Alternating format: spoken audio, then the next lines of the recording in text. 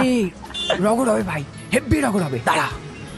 পেদো তো জাঙ্গিয়া ছেদো। পেদো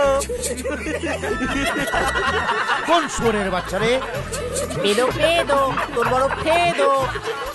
এই জানোয়ারের বাচ্চাগুলো লজ্জা করে না? বাপের বয়সী লোকদের সাথে কিভাবে কথা বলতে হয় বাড়িতে শেখায়নি? সুরের বাচ্চা। না গো শিখিনি, তুমি শিখিয়ে দেবে?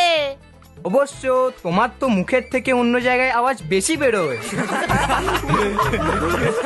এই চুপ চুপ চুপ। শালা হারামের হার গোষ্ঠী, বাপের খেয়ে কোনো কাজ নেই। শালা শুয়োর।